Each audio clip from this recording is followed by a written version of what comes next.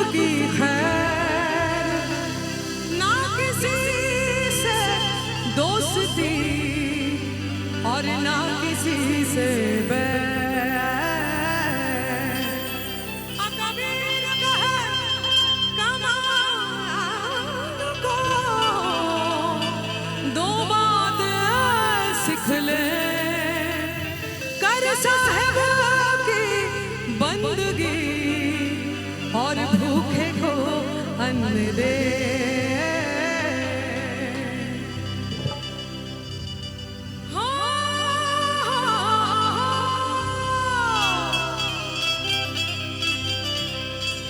पागल कहलाना,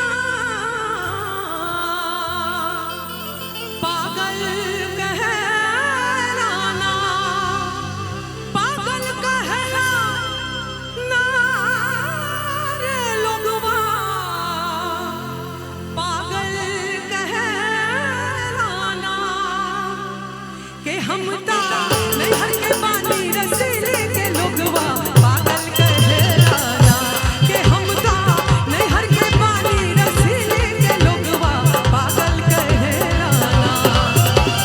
पागल कहलाना रे लोगवा, पागल कहलाना, पागल कहलाना रे लोगवा, पागल कहलाना के हम ता नैहर के पानी रसीले के लोगवा, पागल कहलाना के हम ता नैहर के पानी रसीले के लोगवा, पागल कहलाना।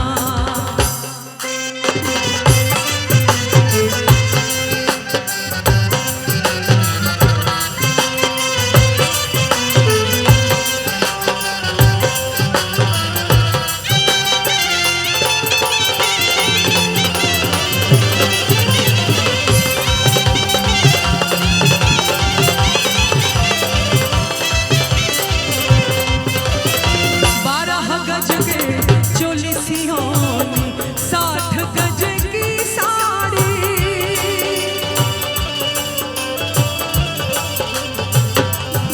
ओ 12 गज के चोली सिहोनी, 60 गज की साड़ी। तापर लोगवा मुड़ मुड़ देखे, तापर लोगवा मुड़ मुड़ देखे, जैसे बदन उघारे के लोगवा, पागल कहलाना कि हम ता नैहर के पानी रसीले के लोगवा, पागल कहलाना।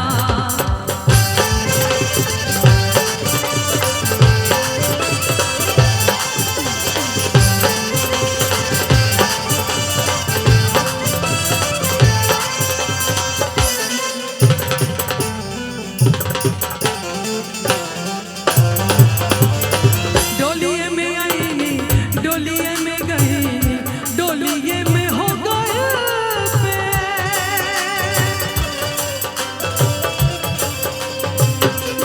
ओ डोलिये में आईनी, डोलिये में गईनी, डोलिये में हो गइल पे। सासू जी के कबहू न देखनी, सासू जी के कबहू न देखनी, बोलो मुझे नहीं के लोगवा, पागल कहलाना कि हम ता नैहर के पानी रसीले के लोगवा, पागल कहलाना।